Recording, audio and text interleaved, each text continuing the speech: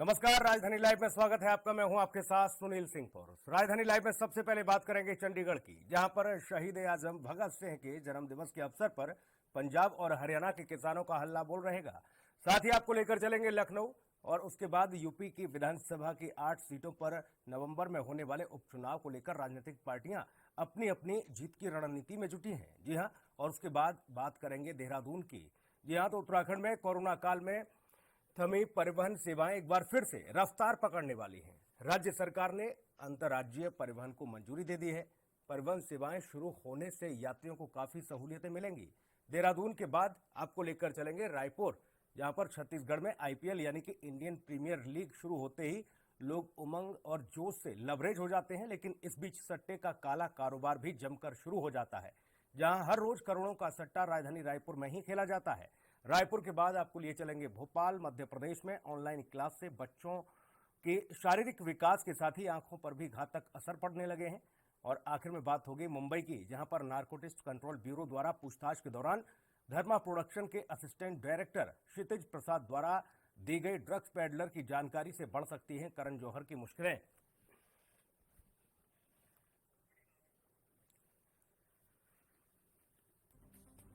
तो राजधानी लाइव में चंडीगढ़, लखनऊ, देहरादून, रायपुर, मुंबई, भोपाल की बात होगी।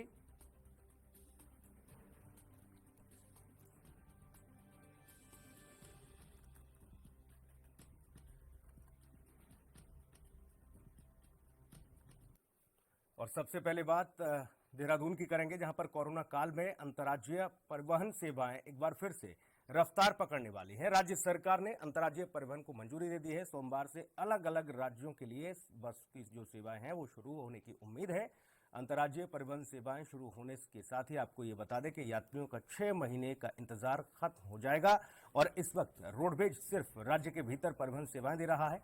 उम्मीद है कि सोमवार यानी कि आज से अलग अलग राज्यों के लिए बस सेवाएं शुरू हो जाएंगी।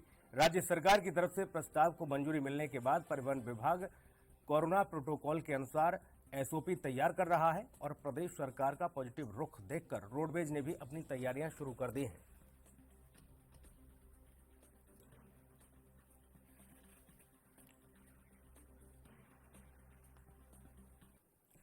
देहरादून लिए चलेंगे, प्रतीक पाठक हमारे सहयोगी सीधा जुड़े हुए हैं। प्रतीक, आज से रफ्तार पकड़ लेगी अंतर्राज्यीय परिवहन जो सेवाएं हैं, जो 6 महीने से यात्री इंतजार कर रहे थे, अब उनके लिए कहीं ना कहीं एक खुशखबरी है और ऐसे में पर्यटन को भी बढ़ावा मिलेगा।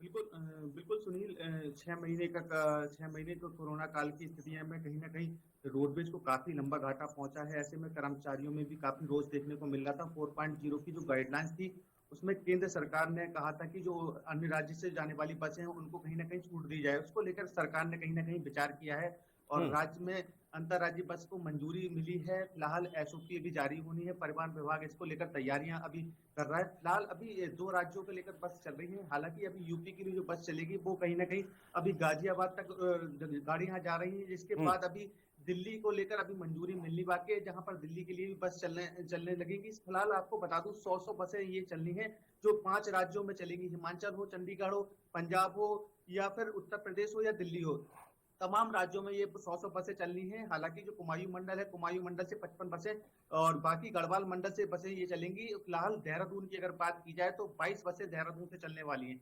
फिलहाल काफी राहत मिलने वाली है। परिवहन विभाग इसको लेकर पूरी तरीके से तैयारियां कर रहा है। एसओपी जारी होगी। एसओपी के बाद तय किया जाएगा कि कितनी सवारियों को लेकर बस जा सकती है, क्योंकि अभी तक कोरोना काल में 50% सवारियों को लेकर बस जाया करती थी। ऐसे में सवारियों को बढ़ाने की भी बात की जा रही है। कर्मचारियों के वेतन की दिक्कतें लोगों को हो रही थी। कर्मचारियों में 6 माह की जहां बसें खड़ी हुई थी तो वही कर्मचारियों को इसको लेकर रोष भी जताते नजर आ हम्म। रहे थे। ऐसे में राहत की खबर देखने को मिल रही है। मंगलवार को कहा जा सकता है कि अन्य राज्यों को लेकर भी बसें चल सकती हैं। जी प्रतीक, कितना पर्यटन को इससे बढ़ावा मिलेगा, पर्यटन में कितना विस्तार देखने को मिलेगा, और कोरोना काल के साथ ही अगर ये देखा जाए तो कितना नुकसान अब तक उठा चुका है प्रदेश अंतर्राज्यीय बस सेवाएं बंद होने से। इसके साथ ही क्या प्रदेश में पर्यटकों का आना शुरू हो गया है, और जब बस शुरू हो जाएंगी बाकी अन्य राज्यों से तो किस किस तरह का मुनाफा। बिल्कुल बिल्कुल सुनील, कल पर्यटन मंत्री सतपाल महाराज ने भी एक साफ तौर पर आमंत्रण किया है लोगों को कि राज्य में आने की पाबंदी खत्म कर दी गई है, यानी कि राज्य में किसी भी तरह का रोक टोक नहीं है और पर्यटक के क्षेत्र में कहीं ना कहीं उत्तराखंड सबसे बेहद जरूरी माना जाता रहा और ऐसे में कहीं ना कहीं 2 दिन पहले पिथौरागढ़ के समथिंग बर्फ भी गिरी है, बर्फबारी का भी आनंद लोग ले सकते हैं। तो उसको लेकर कहीं ना कहीं अब पर्यटन को बढ़ावा देने के लिए सतपाल महाराज पर्यटन मंत्री उन्होंने भी कहीं ना कहीं आमंत्रण दिया है और ऐसे में जो 4.0 की गाइडलाइंस तय की गई थी उसमें बेहद छूट देने की बात भी की गई है। बॉर्डर्स पे अब चेकिंग का दौर जिस हिसाब से हुआ करता था, क्वारंटीन की व्यवस्था हो या फिर तमाम जो व्यवस्थाएं थी उसमें कहीं ना कहीं छूट देने की बात की गई है, क्योंकि पर्यटन को लेकर कहीं ना कहीं उत्तराखंड काफी बेहद लोकप्रिय हम्म। रहा है और पूरा रेवेन्यू उत्तराखंड का पर्यटन से बना रहता है। तो ऐसे में कहीं ना कहीं ये व्यवस्थाएं अगर छूट मिलती है तो पर्यटनों की स्थितियों में काफी भारी इजाफा देखने को मिलेगा। जी। मसूरी हो, तमाम जो क्षेत्र हैं उनमें कहीं ना कहीं अब पर्यटक सैलानी लगातार पहुंचते हुए नजर आ रहे हैं और जो हम्म। रोडवेज की तैयारियां जो की गई हैं, रोडवेज में जो छूट दी गई है, तो कहीं ना कहीं ये फायदे का सौदा सरकार के लिए बनता हुआ दिख रहा है, क्योंकि रोडवेज काफी समय से कहीं ना कहीं घाटे में चलता हुआ नजर आ रहा था और ऐसे में अगर ये छूट मिलती है तो कहीं ना कहीं रोडवेज का घाटे की भरपाई, कहीं ना कहीं आर्थिक स्थिति रोडवेज की सही बनती हुई दिखती नजर आएगी। जी बॉर्डर पर किस तरह की स्थिति रहेगी प्रतीक, क्योंकि बॉर्डर पर तो तमाम नियम कानून के तहत चेकिंग की जाती है और तमाम व्यवस्थाएं हैं वहां पर। तो जब बसों का आवागमन शुरू होगा, अंतर्राज्यीय बस भी प्रदेश में दाखिल होंगे, पर्यटकों को लेकर तमाम सैलानी आएंगे जाएंगे, ऐसे में उनके लिए क्या किस किस तरह की व्यवस्थाएं, क्या कुछ गाइडलाइन?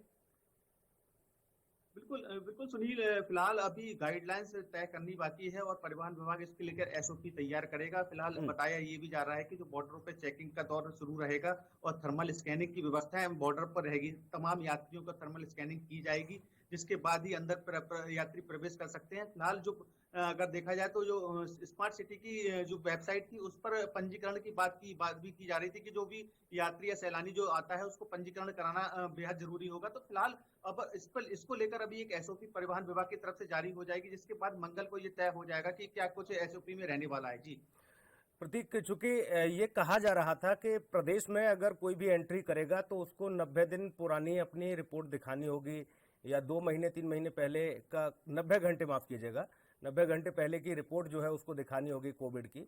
वो नेगेटिव होगी तभी अंदर प्रवेश मिलेगा उसको। ऐसे में तो असमंजस की स्थिति में फंस जाएगा जो भी पर्यटक जाएगा रोडवेज बस से। तो ये व्यवस्थाओं में कुछ बदलाव देखने को मिलेगा क्या? सुनील, इस बात से इसमें कोई दो राय नहीं है। सरकार खुद असमंजस की स्थिति में बनी हुई है। तमाम सारी जो गाइडलाइंस है कहीं ना कहीं उसका पालन एक दिन के लिए सरकार करती है, उसके बाद बैकफुट पे नजर आती हुई दिखती है। अभी बीते दिन पहले कोविड-19 के टेस्ट को लेकर बॉर्डर्स पे चेकिंग की बात सरकार की तरफ से की जा रही हम्म। थी, जिसमें कहा जा रहा था कि तकरीबन 2400 रुपए का भुगतान कहीं ना कहीं कोविड-19 टेस्ट को लेकर करना पड़ेगा या फिर रैपिड जो टेस्ट है उसमें 800 रुपए का देना होगा। तो फिलहाल ये सारी चीजें सामने नजर आती हुई दिख रही थी, लेकिन फिर सरकार बैकफुट पर आई और फिर कहने की बात के सामने आई कि थर्मल स्कैनिंग की जाएगी। थर्मल स्कैनिंग के साथ ही प्रवासियों को अंदर जाने का अनुमति सरकार की तरफ से दी गई है। फिलहाल जो 2 से 3 दिन के अंदर आएंगे उनको लेकर कहीं कोई कोविड-19 के टेस्ट की कराने की जरूरत नहीं होगी। सिर्फ उनको एक नोट किया जाएगा और परमिट के जो स्मार्ट सिटी की वेबसाइट है उसके तहत इसकी जानकारी रखी जाएगी। फिलहाल तमाम तरह की जो गाइडलाइंस है सरकार इसमें असमंजस की स्थिति बनाई हुई है। ऐसे में तमाम जो एसओपी तैयार होनी उसमें क्या कुछ प्रवासियों के लिए और जो सैलानियों के रहने वाला है, ये मंगलवार के बाद ही सुनील तय हो सकता है। जी लेकिन ऐसे में अगर प्रतीक, जाहिर तौर पर पर्यटक वहां पहुंचते हैं और व्यवस्थाएं जैसा कि आप बता रहे हैं कि असमंजस की स्थिति बनी हुई है, पर्यटन विभाग को बढ़ावा भी देना है, पर्यटकों को पहुंचना भी है, सैलानी वहां पहुंचेंगे। ऐसे में तो दिक्कतें और ज्यादा बढ़ नहीं जाएंगी, क्योंकि जिस लिहाज से स्थितियां दिख रही हैं, क्योंकि पर्यटक अगर पहुंचेगा वो हर चीज को छुएगा भी, वो घूमेगा भी, वो वहां खाएगा भी, बैठेगा भी, तमाम सारी व्यवस्था है। उन सारी चीजों को, नियम प्रक्रियाओं को कैसे पूरा किया जाएगा प्रतीक? ये तो आने वाले समय में उत्तराखंड के लिए और ज्यादा चिंताएं की विषय बन जाएगा।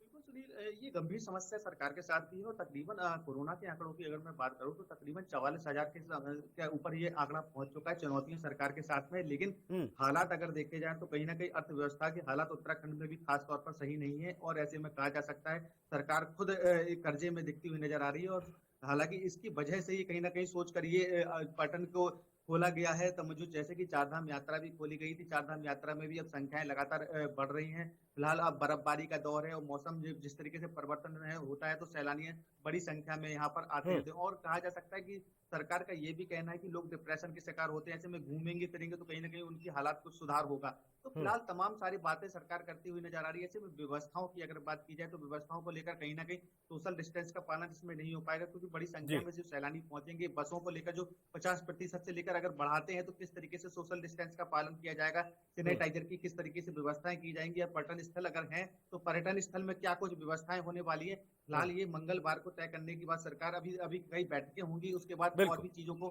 सामने रखा जाएगा। जी बहुत शुक्रिया प्रतीक आपका तमाम महत्वपूर्ण जानकारी के लिए। देखना होगा कि आखिर किस तरह से बसों को चलाया जाएगा, क्योंकि अंतर्राज्यीय परिवहन निगम को अब मंजूरी मिल गई है और उसके लिए तैयारियां की जा रही हैं। अगली बड़ी खबर का रुख करेंगे बिहार की खबर। आपको बता दें कि बिहार विधानसभा चुनाव के साथ ही यूपी में भी रिक्त विधानसभा सीटों पर उपचुनाव के कराए जाने को लेकर ऐलान किया गया चुनाव आयोग के द्वारा, और इसके बाद से ही प्रदेश का सियासी पारा जो है चढ़ने लगा है। आपको ये बता दें कि प्रदेश की 8 विधानसभा सीटों पर उपचुनाव होने वाला है। यूपी का हम जिक्र कर रहे हैं और इन सीटों पर आपको बता दें 6 सीट टूंडला, बांगरमऊ, बुलंदशहर सदर, देवरिया सदर के साथ ही घाटमपुर और नौगवा सादात भारतीय जनता पार्टी के कब्जे वाली सीट है, और 2 सीटें जिसमें रामपुर की स्वार और जौनपुर की मल्हनी ये समाजवादी पार्टी के कब्जे की सीट है। इन सीटों के परिणामों से भले ही विधानसभा में बहुमत पर कोई विशेष फर्क न पड़े, लेकिन 2022 के विधानसभा चुनाव के लिए इस उपचुनाव को आपको ये बता दें कि राजनीतिक दलों के लिए सेमीफाइनल की तरह देखा जा रहा है, क्योंकि 2022 में जब विधानसभा चुनाव होंगे तो ये उपचुनाव के जो नतीजे हैं वो लकीर तय करेंगे कि आखिर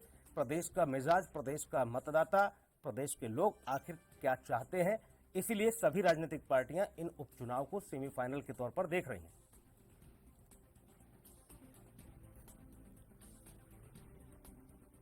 तो आपको बता दें कि इनमें 6 बीजेपी की हैं, तो जबकि 2 सीटों पर समाजवादी पार्टी का कब्जा रहा है। ये 2 सीटें समाजवादी पार्टी के कब्जे वाली हैं, जबकि 6 सीटें 8 सीटों में से बीजेपी के कब्जे वाली सीटें हैं। इन पर आपको ये बता दें कि अब उपचुनाव हो रहा है। विभिन्न कारणों की वजह से ये सीटें रिक्त हुई और उसके बाद से अब उपचुनाव होने की तैयारी, क्योंकि बिहार विधानसभा चुनाव के साथ साथ यूपी में भी इन सीटों पर उपचुनाव की तैयारी में है निर्वाचन आयोग। सभी पार्टियों ने उपचुनाव में जाने के लिए अपनी अपनी कमरे कस ली हैं। आपको ये बता दें कि 2022 का सेमीफाइनल ये उपचुनाव माना जा रहा है। ऐसे में कांग्रेस के साथ साथ भारतीय जनता पार्टी चूंकि सत्ता में है प्रदेश में, उसके साथ ही समाजवादी पार्टी, बहुजन समाज पार्टी के साथ ही बाकी अन्य राजनीतिक दलों ने भी अपनी अपनी कमरे कसनी शुरू कर दी हैं। आम आदमी पार्टी ने जाहिर तौर पर जमीनी स्तर पर मजबूती देने के लिए एक बड़ी जिम्मेदारी संजय सिंह, जो कि राज्यसभा के सांसद हैं, उनके कंधों पर दी है।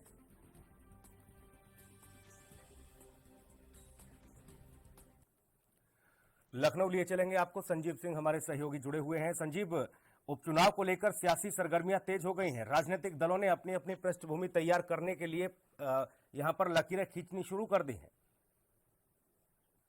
जी बिल्कुल लोकेश, आपको बता दें कि उत्तर प्रदेश विधानसभा की 8 सीटों पर उपचुनाव होने हैं और जिसकी तारीख जो है चुनाव आयोग की बैठक होनी है 29 सितंबर को। उसके बाद शाम को 29 सितंबर की शाम में चुनाव आयोग जो है इसकी तारीख का ऐलान कर देगा। तो कहीं ना कहीं जिस तरह से अगर विधानसभा उपचुनाव की जो 8 सीटें हैं उसको लेकर के सरगर्मियां बहुत तेज है, क्योंकि ये पूरा जो अगर बात की जाए क्योंकि 2022 का जो यूपी का विधानसभा चुनाव होना है उसको लेकर काफी अहमियत रखता है। और सभी पार्टियों की अगर बात की जाए तो सभी पार्टियां अपने प्रत्याशियों को लेकर के जो एक रोड मैप भी तैयार कर रही है किस तरह से, क्योंकि ये 8 की 8 सीटें बहुत महत्वपूर्ण मानी जा रही है 2022 के चुनाव को लेकर के। अगर बात की जाए कि जो ये 8 सीटें उनमें से 6 सीटें बीजेपी के पास है, और अगर बात की जाए तो दूसरी तरफ समाजवादी पार्टी के पास 2 सीटों पर कब्जा है। जी लोकेश। संजीव, सबसे महत्वपूर्ण ये कि 2 सीटें जो आप बता रहे हैं वो जो समाजवादी पार्टी के कब्जे की हैं, रामपुर और जौनपुर की सीटें हैं। रामपुर और जौनपुर के अलावा बाकी 6 सीटों का जो हम लगातार जिक्र कर रहे हैं संजीव, वो सीटें भारतीय जनता पार्टी के लिए बहुत महत्वपूर्ण, क्योंकि उन सीटों को वापस लेना अपने खेमे में। हालांकि ये विशेष तौर पर संजीव बहुमत को लेकर तो बहुत बड़ा मसला नहीं, लेकिन 2022 के लिए जरूर एक नई पृष्ठभूमि तैयार हो जाएगी और ये समझ में आ जाएगा कि आखिर प्रदेश का मतदाता चाहता क्या है, क्या कुछ उसके जहन में है, 2022 में क्या कुछ समीकरण बनेंगे। ये सेमीफाइनल के तौर पर है उपचुनाव। जी बिल्कुल सुनील, आपको बता दें क्योंकि जिस तरह से यूपी की बात की जाए, अभी हाल ही में जिस तरह से ब्राह्मण समुदाय के लोग जो है जिस तरह का एक आंदोलन छेड़ रखे थे, उसको लेकर के भारतीय जनता पार्टी के में भी काफी जो है उथल-पुथल चल रही थी कि किस तरह जो है ब्राह्मण समाज को अपने खेमे में रखें, क्योंकि तमाम जो हाल के दिनों में जिस तरह से चाहे बेरोजगारी को लेकर के तमाम विपक्ष की पार्टियां जो है कहीं ना कहीं सरकार को निशाना साध रही थी, लेकिन इन सब चीजों को देखते हुए कहीं ना कहीं अगर जिस तरह से बात की जाए तो भारतीय जनता पार्टी भी अपनी पूरी रोड मैप तैयार कर रही है, क्योंकि ये विधानसभा का उपचुनाव काफी अहम रखता है। 2022 का जो चुनाव होने वाला है यूपी के अंदर, उसको लेकर के काफी अहमियत रखता है। जी सुनील। बिल्कुल। और ऐसे में जो पार्टी की छवि अभी संजीव, जाहिर तौर पर योगी सरकार को लेकर तमाम विपक्षी दलों ने जो हल्ला बोल रखा है, और एक और बड़ा मसला किसानों को लेकर भी कुछ न कुछ इस तरह की विपक्ष ने स्थितियां बना रखी हैं। ऐसे में कैसे भारतीय जनता पार्टी इससे इस डैमेज को कंट्रोल कर पाएगी, क्योंकि कानून व्यवस्था हो या फिर अन्य तमाम जातिगत मसले हो, उनको लेकर भी प्रदेश सरकार को घेरने में लगा है विपक्ष। जी बिल्कुल सुनील, निश्चित तौर पे जिस तरह से विपक्ष लगातार हमला कर रहा है सरकार को लेकर के, तमाम जो है चाहे बेरोजगारी की बात की जाए उसको लेकर के भी अभी हाल ही में जो है राजधानी लखनऊ समेत पूरे उत्तर प्रदेश में प्रदर्शन किया जा रहा था, और समाजवादी पार्टी जो है लगातार जो तहसील स्तर पर प्रदर्शन करी, एक नई रूपरेखा के साथ जो है समाजवादी पार्टी के जो राष्ट्रीय अध्यक्ष अखिलेश यादव, उनके दिशा निर्देश पर समाजवादी पार्टी भी लगातार जो है हर तहसीलों पर प्रदर्शन कर रही थी। कहीं ना कहीं जिस तरह से जो किसानों का मुद्दा है उसको लेकर के भी आम आदमी पार्टी और तमाम जो जितने भी विपक्ष की पार्टियां हैं वो लगातार सरकार को घेराव कर रही थी। लेकिन अगर एक बार फिर क्योंकि चुनाव आने हैं और चुनाव को लेकर के भारतीय जनता पार्टी भी एक अपना रोड मैप तैयार कर रही है कि निश्चित तौर पर, क्योंकि 8 की 8 सीटों पर जिस तरह से अभी तक जो है 6 सीटों पर भारतीय जनता पार्टी है और 2 सीटों पर समाजवादी पार्टी है, तो कहीं ना कहीं 8 की 8 सीटों पर जो है भारतीय जनता पार्टी अपना काबिज होना चाहती है। जी सुनील। बिल्कुल, जाहिर तौर पर बीजेपी तो पुरजोर कोशिश करेगी, क्योंकि देखिए सत्ता में पार्टी है, और ऐसे में हर कोई ये कह देगा कि सरकार में रहते हुए उपचुनाव आप हार गए, और ये एक बड़ा कलंक भी लग जाएगा माथे पे। इसलिए इस लिहाज से भी भारतीय जनता पार्टी के लिए नाक का सवाल। दूसरा, बाकी पार्टियों के लिए, पार्टियों के पास खोने के लिए तो कुछ नहीं, लेकिन पाने के लिए है, और ये कहने के लिए भी है संजीव कि आगामी चुनाव में समाजवादी पार्टी, बहुजन समाज पार्टी, आम आदमी पार्टी, कांग्रेस, आखिर किसकी नींव मजबूत हो जाएगी, ये उपचुनाव दर्शा देंगे। जी बिल्कुल, निश्चित तौर पे, क्योंकि अगर बात की जाए क्योंकि विधानसभा का जो उपचुनाव है वो काफी अहमियत रखता है 2022 के चुनाव को लेकर के। तमाम जो, क्योंकि भारतीय जनता पार्टी के साथ संगठन ने एक दिशा निर्देश दे रखे कि जो भी जिन जिलों में चुनाव होने हैं वहाँ के जो प्रभारी हैं, वहाँ के जो मंत्री हैं, वो उनके ऊपर पूरी जिम्मेदारी सौंपी है, और क्योंकि पूरी की पूरी कमान जो है वहाँ के प्रभारी मंत्रियों पर है, तो कहीं ना कहीं जिस तरह से पूरा खाका जो है वो भारतीय जनता पार्टी ने भी तैयार कर लिया है, क्योंकि उनके लिए एक साथ बचाना, क्योंकि अभी तक 6 सीटें हैं और इन 6 सीटों को वो 8 सीटों में तब्दील करना चाहती है, क्योंकि जो 2 सीटें समाजवादी पार्टी के पास है उसको भी वो हासिल करना चाहती है। तो कहीं ना कहीं ये जो चुनाव है विधानसभा उपचुनाव वो काफी अहम रखता है। और अगर बात की जाए क्योंकि समाजवादी पार्टी के लिए भी कई मुद्दे मिल चुके हैं सरकार को घेरने को लेकर के, उसको लेकर के भी समाजवादी पार्टी भी अपनी नई रणनीति के साथ अखिलेश यादव युवाओं को साथ लेकर के एक नई विचारधारा के साथ जो है काम कर रहे हैं कि ताकि इन 8 सीटों जिसमें 2 सीटें इनके पास है उनमें से और 3 की सीटों में बढ़ोतरी हो सके। और 2022 का चुनाव, क्योंकि 2022 में चुनाव होना है, उसको लेकर के भी सभी पार्टियां अपनी अपनी तैयारी कर रही है। अभी इन 8 सीटों पर किन मुद्दों को लेकर बाकी विपक्षी दल पहुंच रहा है?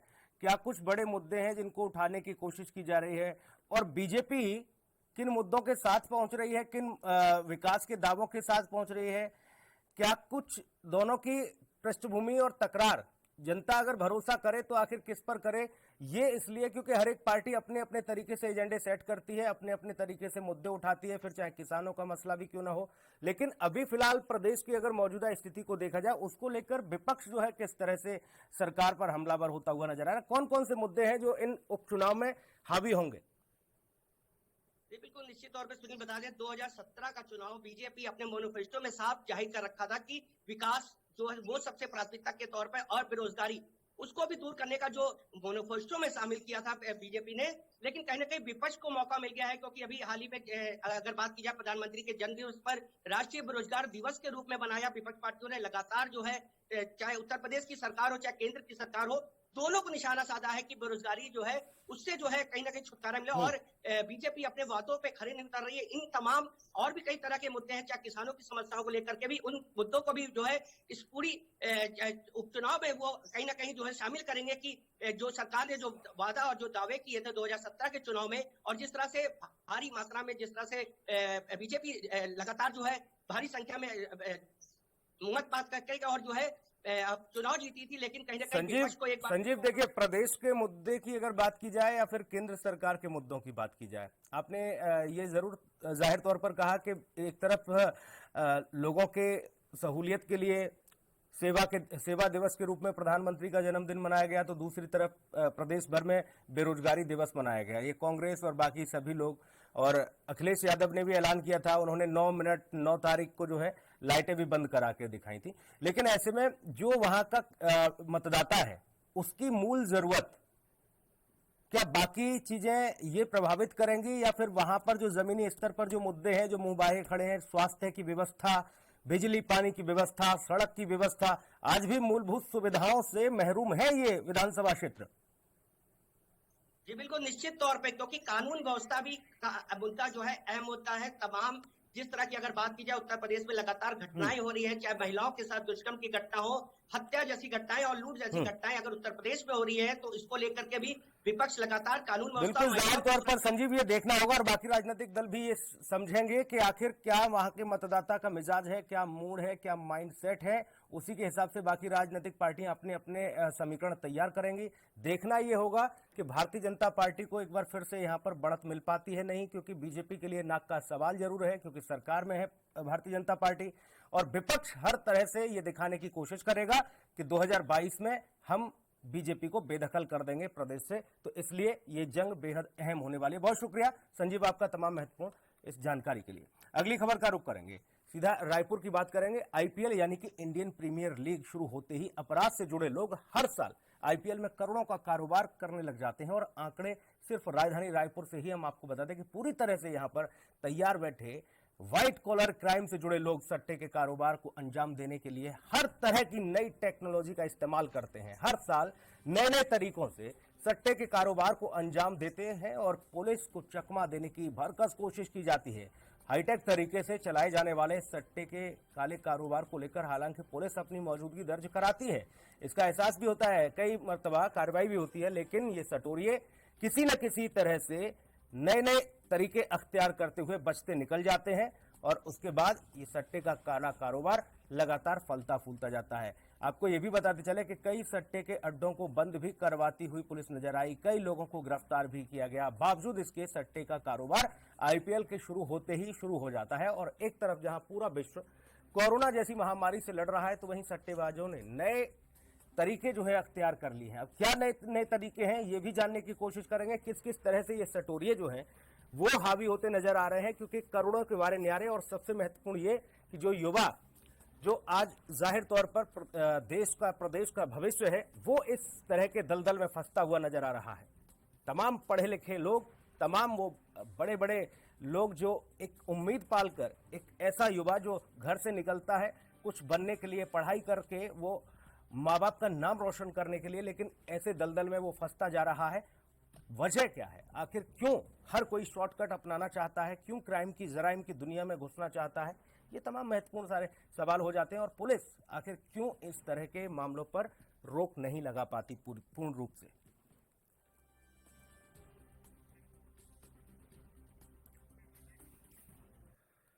रायपुर लिए चलेंगे, जरीन सिद्दीकी हमारे सहयोगी सीधा हमारे साथ जुड़े हुए हैं रायपुर से। जरीन, जाहिर तौर पर तमाम सारे लोग ऐसे जो युवा, यूथ, पढ़े लिखे, जो कुछ बनने का सपना लेकर आए थे, लेकिन जराइम की दुनिया में, अपराध की दुनिया में वो लोग घुसते, इस दलदल में फंसते नजर आ रहे हैं। एक बड़ा मकड़जाल है ये, लेकिन पुलिस इतनी हाईटेक नहीं हुई जितने हाईटेक ये लोग हो गए।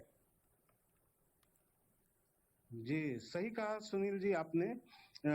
इस जो सट्टे का काला कारोबार है, इसमें पैसा बहुत ज्यादा है, और इसके बाद अगर इसमें पकड़े भी जाते हैं तो प्रतिबंधक धाराओं में कार्रवाई होती है, तो ज्यादा देर उनको अंदर बंद भी नहीं रखा जा सकता है।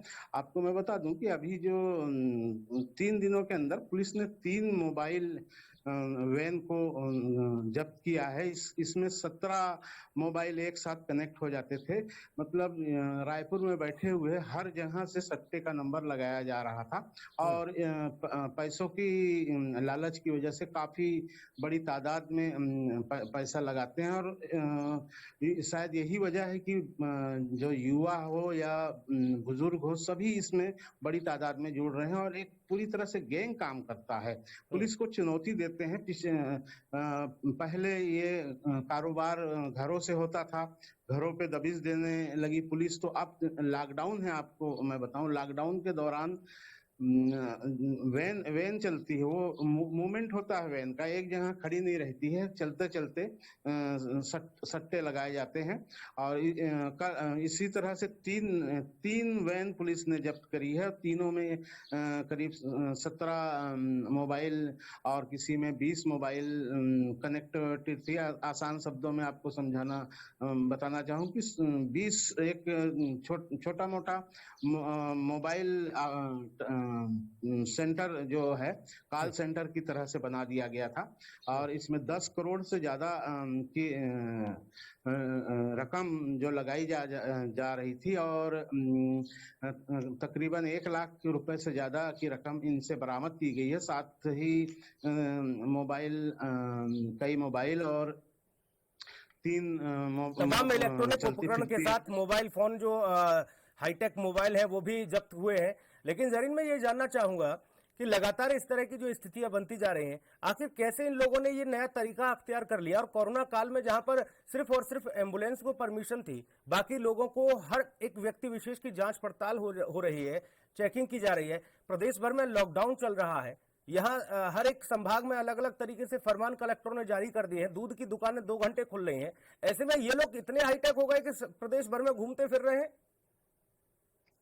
जी सुनील जी, जब एक कहा जाता है आवश्यकता ही आविष्कार की जननी है और ये जराइम पेशा लोग इस बात को बखूबी समझते हैं और इसी के तहत उन्होंने अपने इस काम को अंजाम दिया है। जब चारों तरफ लॉकडाउन है, ऐसे में एक पंपलेट लगाना कोविड सेंटर के लिए कार्यरत है, कोई बड़ी बात नहीं है। कोविड सेंटर का पंपलेट लगा दिया जाता है कि इमरजेंसी ड्यूटी पे चल रही है गाड़ियां और उसकी आड़ पे सट्टे का काला कारोबार किया जा रहा है।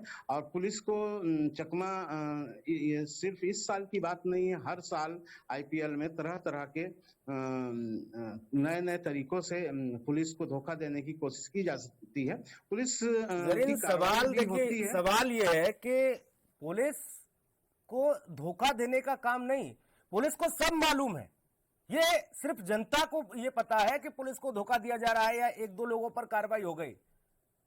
ऐसा कोई पुलिस कप्तान नहीं है जिले का जिसको ये मालूम नहीं कि कहां अपराध हो रहा है, कहां नहीं, और कैसे कैसे अपराध हो रहे हैं। साइबर सेल गठित है, हर तरह की व्यवस्थाएं हैं। यहां पर कोई आतंकवादी का मूवमेंट होता है, उसकी पता लग जाती है झटके में।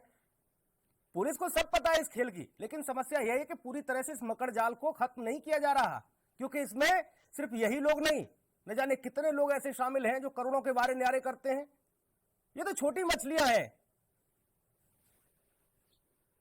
जी बिल्कुल सही कहा, ये सिर्फ मछलियां हैं। इनके बड़े आका जो है वो कहीं और पे बैठे हुए हैं, दिल्ली मुंबई से ऑपरेट किया जाता है। लेकिन पुलिस अभी तक जो बड़ी मछलियों को गिरफ्तार करने में सफलता नहीं पाती है। जो यहाँ के लोकल इस धंधे में इन्वॉल्व रहते हैं, उन्हें ही गिरफ्तार करती है। और सवाल तो ये है कि सबके पास मिठाइयां पहुंचती हैं, सबके पास लिफाफे पहुंच जाते हैं, पकड़े कहां से? थाने से इन लोगों को जमानत मिल जाती है तुरंत की तुरंत।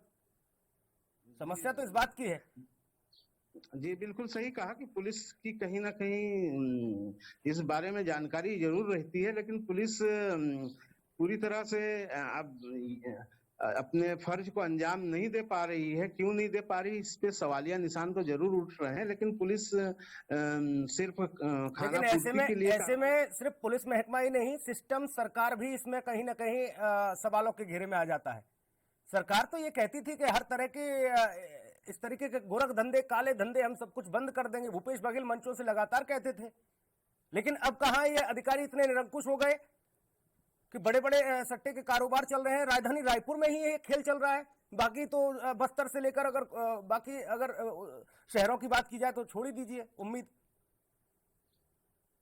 जी बिल्कुल, सरकार के ऊपर भी सवालिया निशान है कि सरकार जो भ्रष्टाचार और अपराध मुक्त वातावरण देने का वादा करी थी वो पूरा होता हुआ नहीं दिख रहा है। और तार जो सट्टेबाजों के तार हैं वो उच्च स्तर के अधिकारियों और आला नेताओं से जरूर जुड़े हुए हो सकते हैं, लेकिन जब तक चीजें सामने नहीं आ जाती है तब तक सीधे तौर पे आरोप लगाना ठीक नहीं है।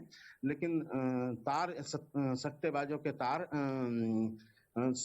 आम लोगों को भी मालूम है कि सट्टेबाजों के तार उच्च अधिकारियों और आला नेताओं से जुड़े होते हैं, नहीं तो इतनी बड़ी पैमाने पे सट्टे का काला कारोबार नहीं चल सकता है। तो जरूरी है बड़ी मछलियों को पकड़ने का, आरोप लेकिन इसलिए भी लगाने वाजिब हो जाते हैं क्योंकि अपराध को लेकर जो व्यवस्थाएं की जा रही हैं, पुलिस को हाईटेक किया जा रहा है, पुलिस कप्तानों को जिम्मेदारी दी जा रही है, लेकिन सिर्फ और सिर्फ कुछ लोगों पर कार्रवाई होती है। ये खेल बड़ा है, ये बड़ा खेल है। इस बड़े खेल के लिए बड़ा तंत्र जो है सिस्टम को जागरूक करना होगा।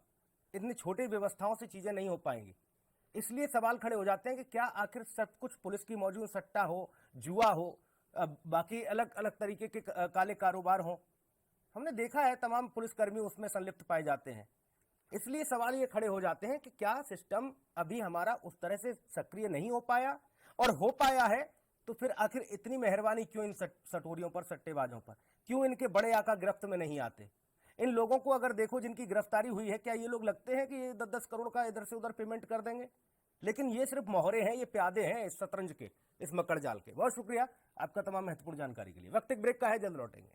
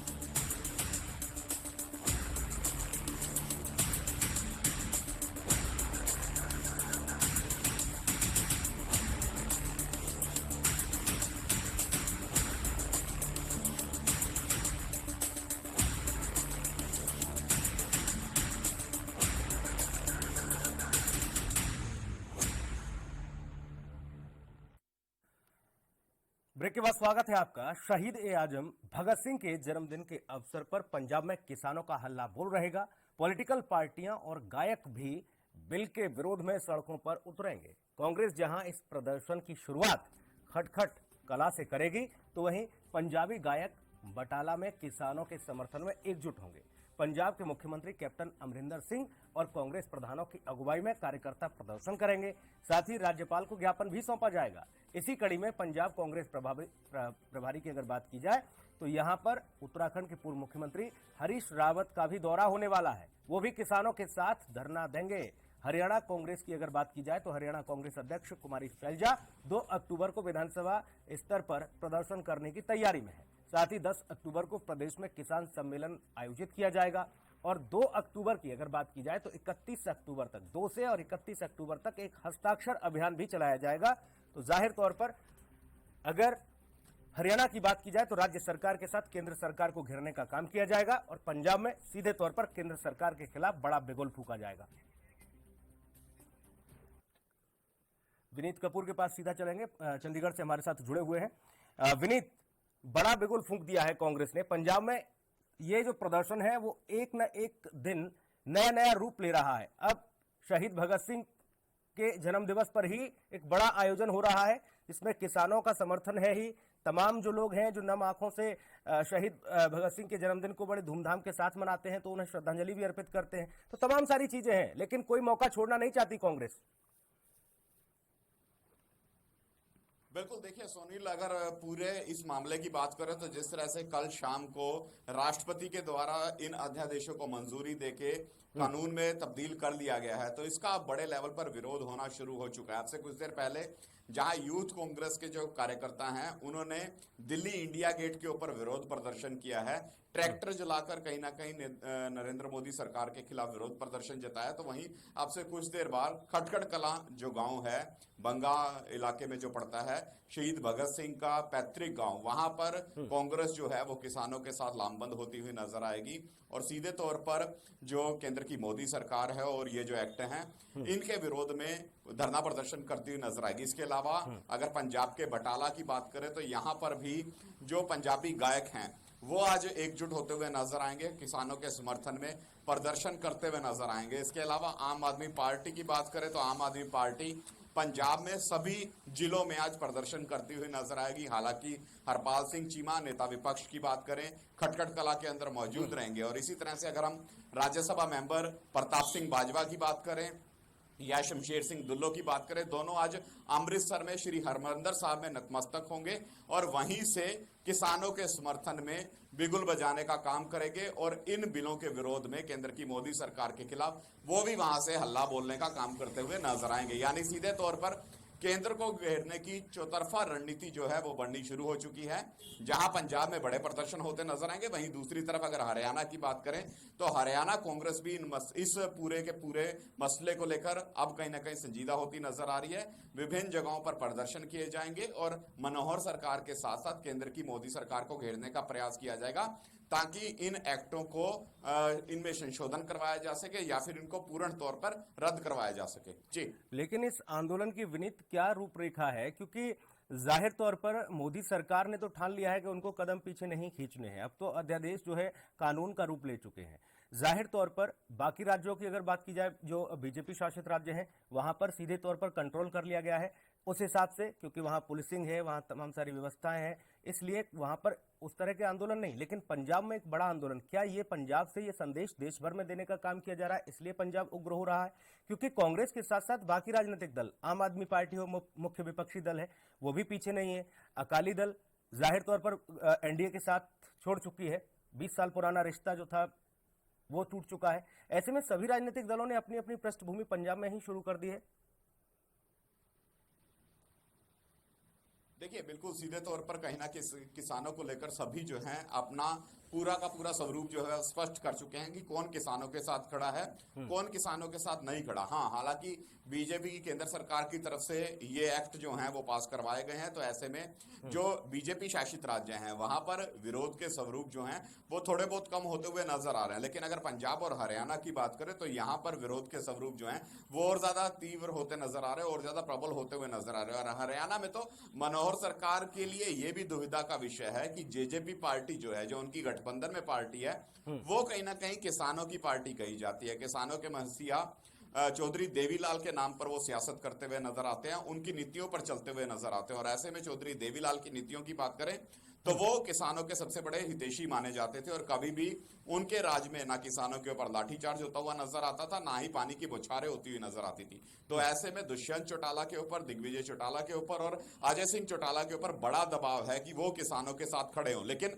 अगर वो किसानों के साथ खड़े होते हैं तो उनको फिर हरियाणा में बीजेपी सरकार के साथ अपना गठबंधन जो है वो तोड़ना पड़ेगा। हालांकि इसको लेकर कल जेजेपी सुप्रीमो की तरफ से कहीं ना कहीं पंजाब के पूर्व मुख्यमंत्री प्रकाश सिंह बादल के साथ भी विचार विमर्श किया गया, क्योंकि चौटाला परिवार और बादल परिवार के बीच में परस्पर पारिवारिक संबंध है और कभी भी राजनीति में इस तरह का दुविधा वाली स्थिति आती है तो फिर विचार विमर्श जरूर किया जाता है। तो इस पर विचार विमर्श हो चुका है और दबाव बना हुआ है। इसी तरह से अगर हरियाणा के कैबिनेट मंत्री चौधरी रणजीत सिंह की बात करें, वो भी चौटाला परिवार से संबंधित है, तो ऐसे में उन पर भी दबाव है कि वो भी किसानों के साथ खड़े होते नजर आए, क्योंकि किसानों ने ही उनको जिता के विधानसभा में भेजा है। तो ऐसे में हरियाणा में ये हलचल एक बड़े लेवल पर चलती नजर आ रही है, और अगर ज्यादा दबाव पड़ा तो ये भी हो सकता है कि दुष्यंत चौटाला जो है वो मनोहर सरकार से अपना जो कह सकते हैं समर्थन है वो भी वापस लेते हुए नजर आए, और हरियाणा की जो मनोहर सरकार है फिर उसके लिए चिंता का विषय बन जाएगा।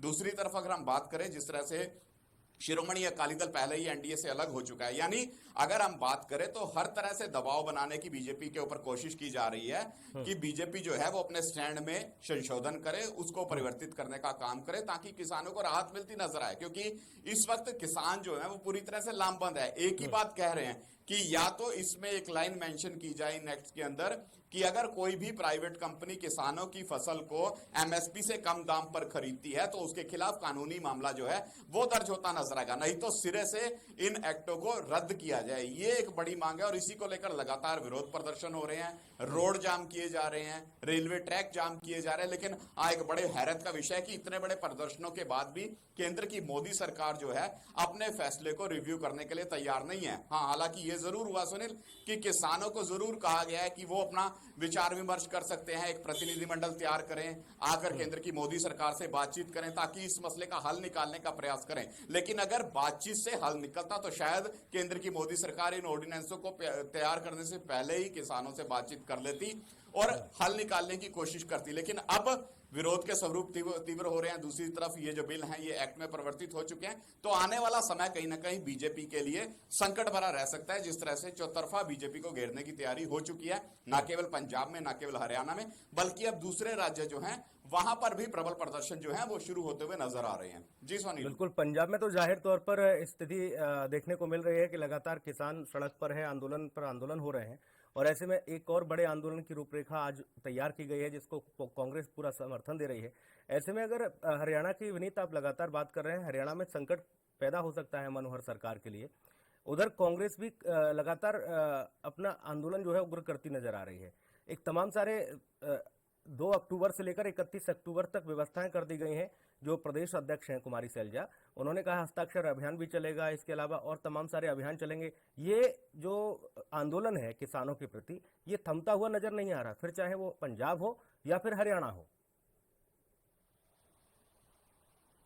बिल्कुल, देखिए सीधे तौर पर यही एक बड़ा विषय है कि आंदोलन जो है वो थमता हुआ नजर नहीं आ रहा, और लगातार समझाने के बाद भी किसान मानने को तैयार नहीं है कि इन ऑर्डिनेंसों में उनके लिए कुछ कह सकते हैं लाभदायक है। किसान लगातार कह रहे हैं ये ऑर्डिनेंस जो है ये किसानी को बर्बादी की तरफ लेकर जाएंगे, बदहाली की तरफ लेकर जाएंगे, तो ऐसे में वो इन ऑर्डिनेंसों को लागू नहीं होने देंगे। दूसरी तरफ अगर कैप्टन सरकार की बात करें, स्पष्ट कर चुकी है। कल भी हमारी कुछ कांग्रेसी विधायकों से बातचीत हुई तो उनका सीधे तौर पर कहना था कि किसी भी प्राइवेट कंपनी को वो पंजाब में एंटर नहीं करने देंगे, किसानी को प्राइवेट सेक्टर में तब्दील नहीं करने देंगे। इसको लेकर वो कोर्ट का रास्ता खटखटाएंगे, और पहले भी कई ऐसे मामले हैं जो फिलहाल कोर्ट में विचाराधीन है, चाहे पानियों के मसले की बात करें, चाहे चंडीगढ़ या फिर हरियाणा में जो विवाद चल रहे हैं विभिन्न मसलों को उनकी बात करें, वो सभी मसले जो हैं वो विचाराधीन है। तो ऐसे में जरूर आने वाले दिनों में कहीं ना कहीं सियासी गलियारों से लेकर सड़कों पर,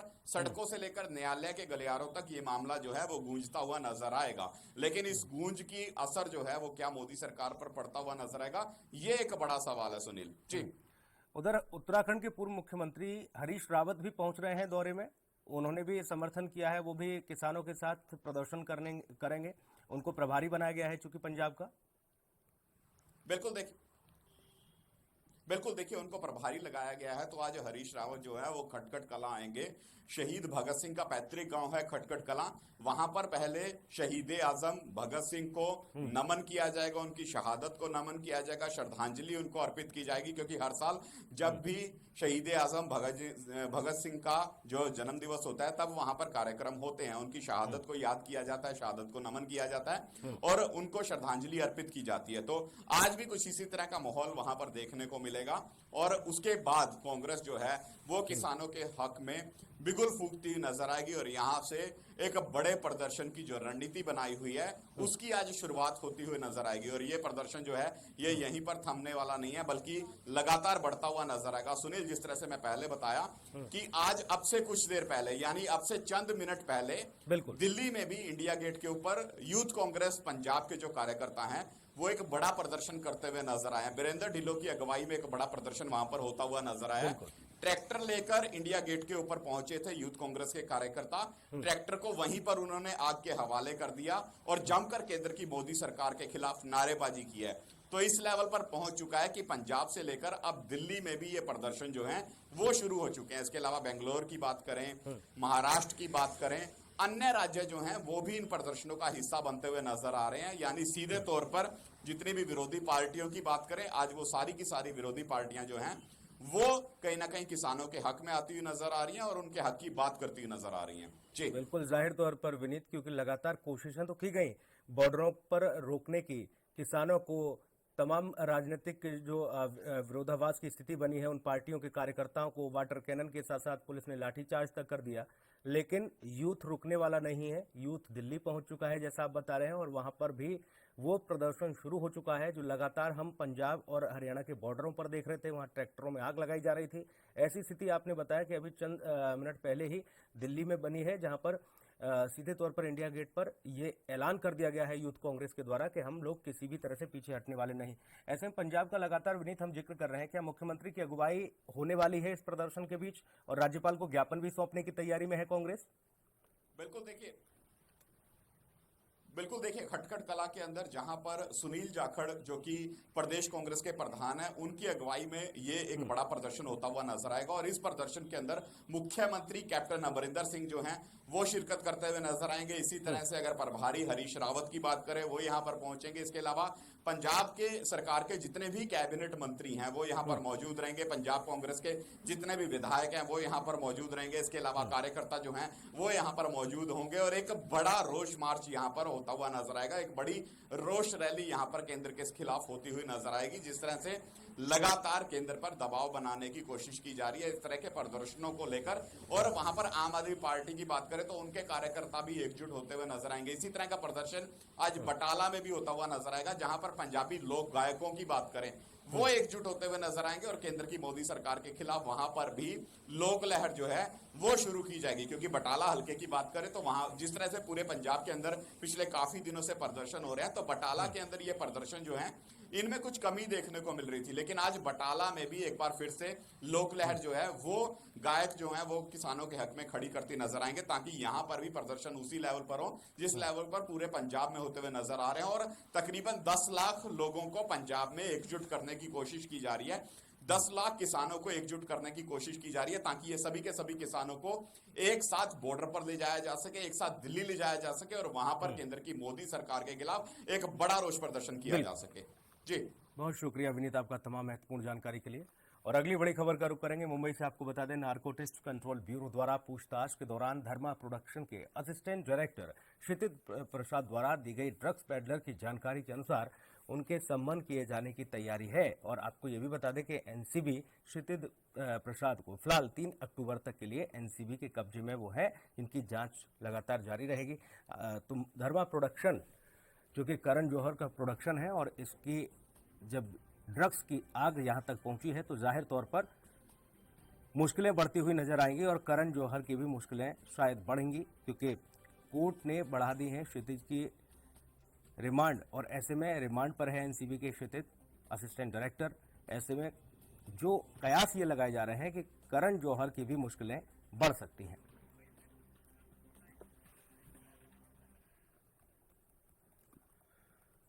मुंबई लिए चलेंगे आपको। सत्यप्रकाश सोनी हमारे सहयोगी सीधा जुड़े हुए हैं। सत्यप्रकाश, ड्रग्स पेडलर के बाद ये असिस्टेंट डायरेक्टर ये भी बयान दे चुके, ये भी कबूल चुके इन तमाम सारी चीजों को, ड्रग्स को लेकर कहां कहां क्या क्या खेल चल रहा है। ऐसे में धर्मा प्रोडक्शन जब इस पूरे मामले में पहुंचा है तो करण जौहर तक तो जाहिर सी बात है इसकी आंच पहुंचनी है, मुश्किलें बढ़ सकती हैं करण जौहर की भी। देखिए सुनील, जिस तरह से क्षितिज प्रसाद को जो है गिरफ्तार किया, करीब 24 घंटे की पूछताछ के बाद जो है क्षितिज प्रसाद को गिरफ्तार किया। हालांकि एनडीपीएस कोर्ट ने उनको 6 दिन की जो है न्यायिक हिरासत में रख दिया है, यानी कि उनको 3 अक्टूबर तक जो है न्यायिक हिरासत में लगातार पूछताछ की जा रही है। जिस तरह से तमाम जानकारी मिली थी, उनका संबंध जो है मुंबई के कई ड्रग पेडलरों के साथ जो है, और कई बॉलीवुड इंडस्ट्री को उन्होंने ड्रग्स मुहैया करवाया था। जाहिर तौर पर उनकी मुसीबत तो बढ़ रही है, लेकिन जिस तरह से धर्मा प्रोडक्शंस में बतौर असिस्टेंट डायरेक्टर के तौर पर उन्होंने काम किया, उसको भी लेकर जो है एनसीबी ने तमाम पूछताछ की है, जिसके दौरान जो है उन्होंने तमाम जानकारी दी है। हालांकि आज जो एनसीबी के दौरान जानकारी मिली है कि जो करण जौहर की घर पे जो पार्टी की गई थी वो वीडियो सही है, उसके साथ छेड़छाड़ नहीं की गई है, बिल्कुल सही है। उसको लेकर भी जो है अब एनसीबी पूरी तरह से शिकंजा कसने की तैयारी में है। ऐसे पहले भी माना जा रहा था कि जिस तरह से जो है क्षितिज प्रसाद को गिरफ्तार किया गया, उनको 6 दिन के जो है रिमांड मांगा गया था, उसके बाद से जो है जाहिर तौर पर करण जौहर की मुश्किलें बढ़ने वाली है। ये बिल्कुल सही बात है कि अब जो है एनसीबी धीरे धीरे शिकंजा पूरी तरह से कसने की तैयारी में है। इन सबके बीच एनसीबी तो लगातार कार्रवाई कर ही रही है, क्योंकि सुशांत सिंह राजपूत से जुड़ा हुआ ये पूरा वाकया और धीरे धीरे जिस एंगल की तरफ मोड़ा, जिस दिशा में मोड़ा, वो एक ऐसा लंबे अरसे से जो काम चल रहा था, जो ड्रग्स का गोरख धंधा चल रहा था, बड़े स्तर पर ये खेल खेला जा रहा था, चाहे वो ड्रग्स लेने की बात हो या फिर बेचने की बात हो, ये तमाम सारी चीजें चली रही थी। इस ओर ये पूरा मसला मुड़ता हुआ नजर आ रहा है। अगर सत्यप्रकाश ये देखा जाए, सीबीआई की जांच क्या निरंतर जारी है, और ऐसे में आज एनसीबी किस किस से पूछने की तैयारी में है, कौन कौन से वो चेहरे रहेंगे जो आज पूछताछ में रहेंगे शामिल, क्योंकि जाहिर तौर पर एक के बाद एक नए नए चौंकाने वाले खुलासे तो हो ही रहे हैं इसमें। देखिए, एनसीबी के पास अभी 2 राउंड है। पहले राउंड में अगर बात करें तो क्षितिज प्रसाद को जिस तरह से गिरफ्तारी की गई है, तमाम पूछताछ की गई है, तमाम जानकारियां, तमाम दस्तावेज उनके पास मौजूद है। उसके बाद जो है क्षितिज प्रसाद के घर पे जिस तरह से छापेमारी की गई थी, उस दौरान उनके घर से मारिजुआना जो है ड्रग्स बरामद किया गया था। उसके बाद वो तमाम दीपिका पादुकोण सहित 7 जो अभिनेत्रियों के मोबाइल फोन जब्त कर लिए गए हैं, डेटा खंगाला जा रहा है, डेटा के जरिए बताया जा रहा है कि तमाम सुराग जो है एनसीबी को मिले। जाहिर तौर पर उस सुराग को लेकर भी एनसीबी भी किसी भी वक्त जो है समन कर सकती है। ऐसे में ये भी बताया जा रहा है करीब 21 अभिनेता और अभिनेत्रियों को जो नामांकित किया गया है, जिनको आज समन भेज सकती है। हालांकि एनसीबी पहले पूरी तरह से आश्वस्त होना चाहती है किन किन लोगों का क्या क्या रोल रहा है, और वहीं ऐसा माना जा रहा है कि एनसीबी आज जो है किसी भी वक्त जो है किसी बड़े सेलिब्रिटी के यहाँ छापेमारी भी कर सकती है, उसके बाद जो है समन जारी करेगी। तो जाहिर तौर पर एनसीबी पूरी तरह से बॉलीवुड इंडस्ट्री में शिकंजा कसती जा रही है। लेकिन अगर बात करें करण जौहर की, तो करण जौहर भी इसे अछूते नहीं रहने वाले हैं। बिल्कुल मुश्किलें बढ़ सकती है। ऐसे में जो ड्रग्स पेडलर उस्मान अली सामने आया, इसने तो एक नायाब तरीका ही अख्तियार किया।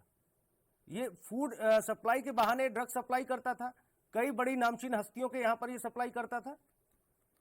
जाहिर तौर पर देखिए, मुंबई क्राइम ब्रांच ने जो है एक बड़ा अहम कदम उठाया और एक ड्रग्स पेडलर को अरेस्ट किया है।